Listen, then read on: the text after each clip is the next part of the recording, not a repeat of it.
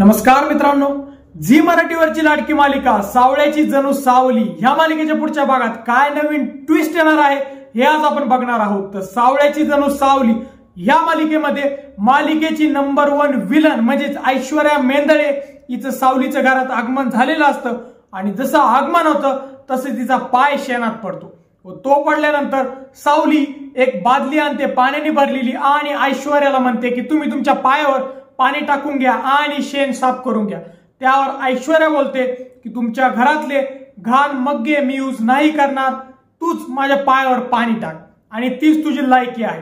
असं बोलताच ऐश्वर्या सगळ्यांसमोर सावलीचा अपमान करते आणि सावली काही न बोलता ऐश्वर्याच्या पायावर पाणी टाकते।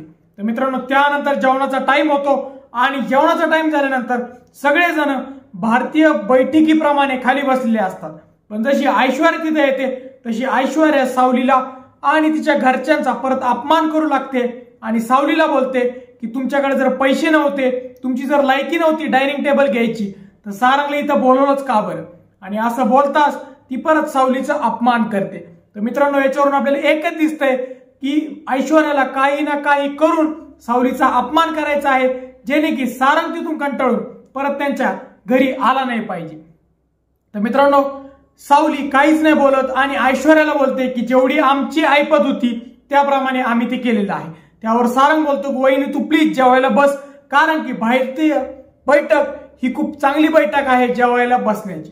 त्यावर मित्रांनो, सारंगनी सांगितल्यामुळे ऐश्वर्या तिथं खाली जेवायला बसते आणि सावलीनी खास खीर केलेली असते जेणे की ऐश्वर्याचं तोंड गोड व्हावं। मित्रांनो, जशी ऐश्वर्या ती खीर खायला लागते तसे ऐश्वर्याला त्याच्यामधली जी इलायची असते तो किडा वाटतो आणि ऐश्वर्या त्यांचा परत अपमान करते भागवत कुटुंबाचा आणि म्हणते की तुमच्या घरात किडे मकोडे टाकता का तुम्ही जेवणात।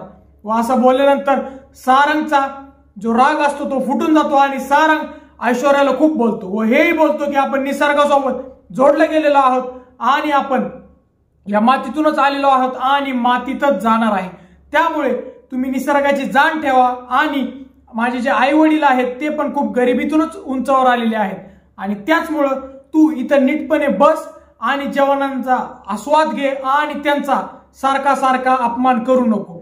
व अजूनही सारंग तिला कठोर शब्दात खूप जापतो जेणे की ऐश्वर्या शांत होते।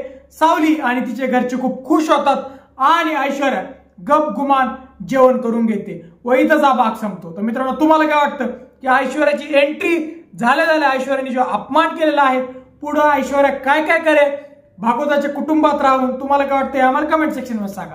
व जर तुम्हाला आमचा व्हिडिओ आवडला असेल व्हिडिओ लाईक आणि शेअर करा व जर तुम्ही आमचं चॅनल नवीन असल्यास चॅनलला सबस्क्राईब करा। धन्यवाद।